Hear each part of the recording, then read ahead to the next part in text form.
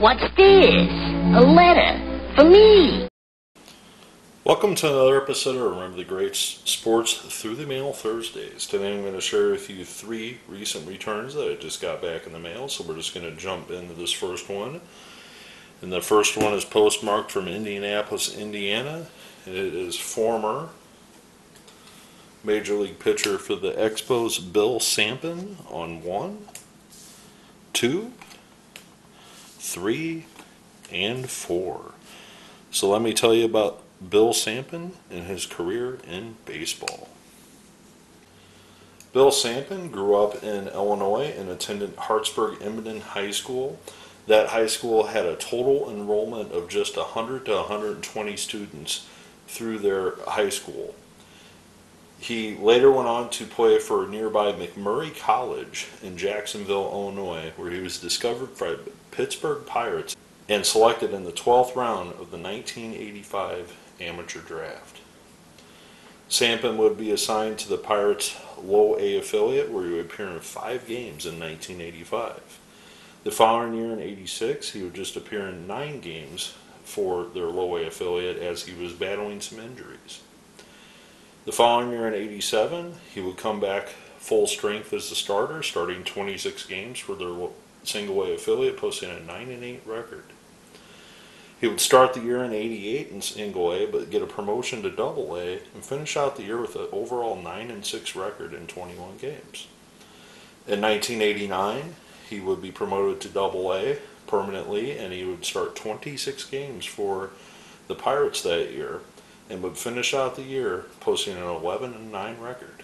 Well, in the offseason in 1989, before the 1990 season, the Montreal Expos selected Bill Sampen for the Rule 5 draft. Because of the requirements of the Rule 5 draft, Sampen would have to spend the entire year with the Montreal Expos in the major leagues. In his first year in Montreal, the rookie responded, appearing in 59 games for the Expos and posting a 12-7 record and an ERA of 2.99. The following year in 1991, he spent 7 games in AAA, posting a 4-0 record. However, finished the year posting a 9-5 record in Montreal. The following year in 1992, he would start the season with Montreal, and he would post a 1-4 record with a 3.13 ERA, appearing in 44 games. However, on August 29th, right before September of the 1992 season, he was traded along with Chris Haney to the Kansas City Royals for Sean Berry. Sampen would finish out the year with the Royals, appearing in 8 games for the Royals in 1992. The following year, in 1993, Sampen would be a part of the Royals bullpen. However, after he struggled, he would actually spend more time in AAA that year, appearing in 33 games for the Royals as opposed to 18 in the majors for the Royals. After the conclusion of the 1993 season, he was granted his free agency and he signed a contract with the California Angels. Again, he would struggle a little bit in 1994, appearing in 10 games for the Angels in the majors. However, they demoted him to AAA, where his struggles would continue, appearing in just 14 games at AAA. Again, 1994 was a strike-shortened season, so when baseball resumed in 1995, Bill was not able to latch on with anybody and retired from baseball as a player. Well, post-playing career, a couple things about Sampen. He relocated to Indiana. He actually opened an instructional baseball school in Brownsburg known as Sam's Hack Shack. He actually has a son that currently is playing in the Tampa Bay Devil Rays organization, and he also works in a travel baseball program, according to his Wikipedia page, for Indiana boys out of Brownsburg that are ages 13 to 17. So, very happy to add Bill Sampen to the collection. I had never gotten him before. This is the first time I've ever written him, so very happy to get him.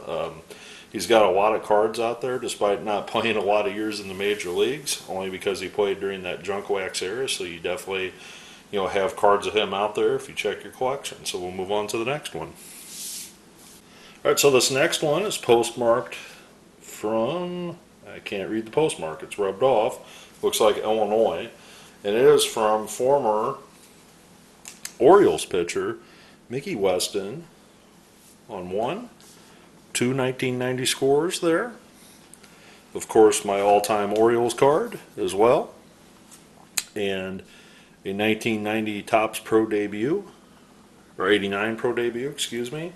And on top of that, Mr. Weston included a Bible card or testimonial card as well. So he actually included the 5th card there. I did not include that. I just sent the doubles. And let me tell you about Mickey Weston and his career path to the major leagues. Mickey Weston, a Michigan native, went to high school in Linden, Michigan, and later attended Eastern Michigan University. He was selected in the 1982 draft by the New York Mets in the 12th round. Well, remember this because Weston originally was drafted by the Mets, and he would actually spend from 1982 through 1988 working his way up through the Mets minor league system. He started at A-ball and finished up in AAA with the Mets. Despite posting a record of 10-6 with a 2.09 ERA with the Mets in 1988 between AA and AAA, he did not get a call up to the major leagues with the Mets. The following year, Weston signed a minor league contract to sign with the Baltimore Orioles. In 1989, Weston would split time between the majors and AAA for the Baltimore Orioles. In June of that year, he would be called up to the major leagues. Then he would appear in 7 games total that year in 1989 in the majors. However, his AAA record was 8-3 with a 2.09 ERA in 23 games. The following year, in 1990, he would be assigned to AAA, and he completely went crazy in AAA, being a spot starter, starting 12 games, posting an 11-1 record with a 1.98 ERA. Unfortunately, the record in AAA did not translate well to the majors, where he posted a 0-1 record in 9 games with a 7.71 ERA for the Orioles that year. After the 1990 season concluded, he was traded to the Toronto Blue Jays for pitcher Paul Kilgus. He would spend 1 year with Toronto, and he would spend the majority of the season appearing in 27 games for the Blue Jays, posting a 12-6 record in AAA, and would appear in just 2 games in the majors for the Blue Jays. After the 1991 season concluded, the Blue Jays did not renew his contract, and he signed with the Philadelphia Phillies. He would appear in 26 games for the Phillies in AAA and just get 1 game at the major league level with the Phillies that year. He would be let go by the Phillies at the conclusion of the 92 season and then would re-sign with the New York Mets. He would again start the year in AAA with the Mets. However, he finally made it to Shea Stadium some 11 years later. The team that originally drafted him allowed him to pitch in 4 games in the 1993 season. He did not fare well in those 4 games, and after the season concluded in 1994, he signed with the Colorado Rockies. After the strike-shortened season, he was not called up to the majors by the Rockies, and then in 1995, spent a year in AAA for the Tigers, and then in 1996, spent a year in AAA for the Florida Marlins.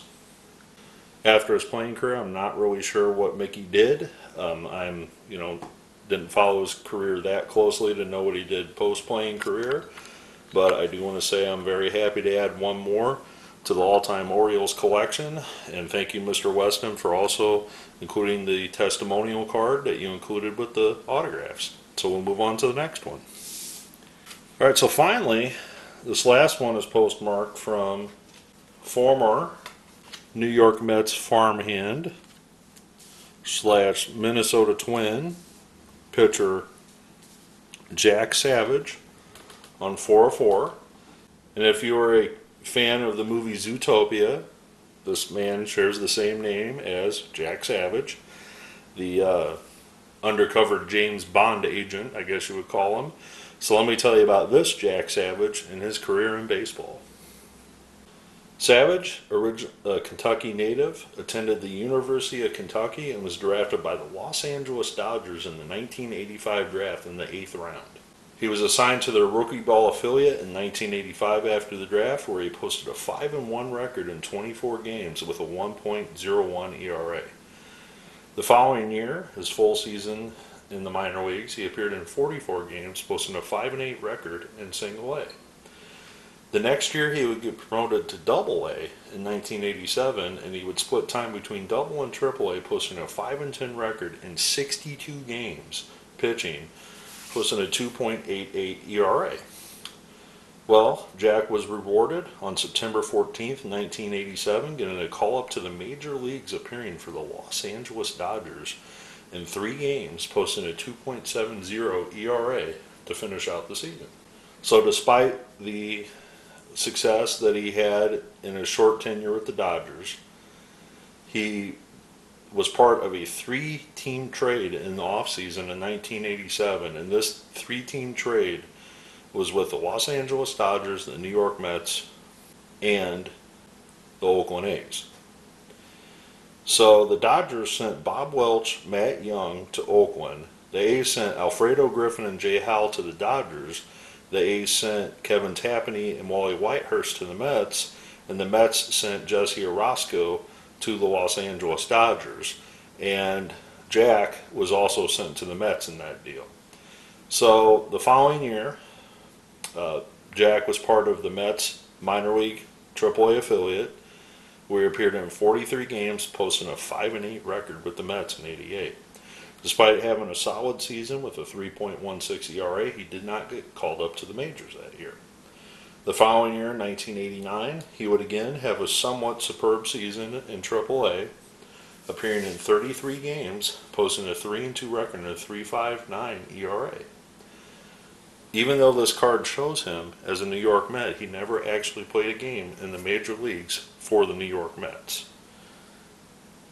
So after that 1989 season concluded, the Mets again sent him packing, as he was a player to be named later in the deal that brought Frank Viola to the New York Mets. So even though Jack was not traded at the time for Frank Viola, he was the player to be named later that finalized the final piece of the puzzle for Minnesota. Well, with the Twins, Jack had a shot, and he appeared in 17 games in 1990 for the Twins, but he struggled mightily that season at the major league level.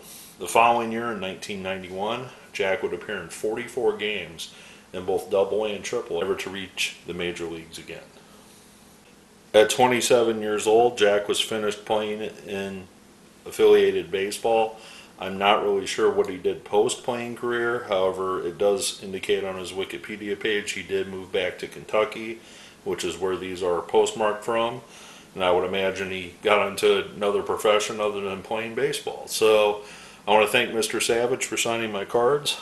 I want to also thank Mickey Weston for signing my cards as well, adding one more to the all-time Orioles collection, along with adding the testimonial card. I also want to thank Mr. Sampen for signing my cards as well. All 3 of these players are not well-known players by any stretch of the imagination. However, all 3 of them were major league pitchers at one time in their career, and all of them played in an era that their baseball cards are very plentiful. So if you want to add any of these 3 to your collection, there's plenty of cards out there for them. I look forward to your comments below. I look forward to reading them and responding to them. And as always, happy collecting.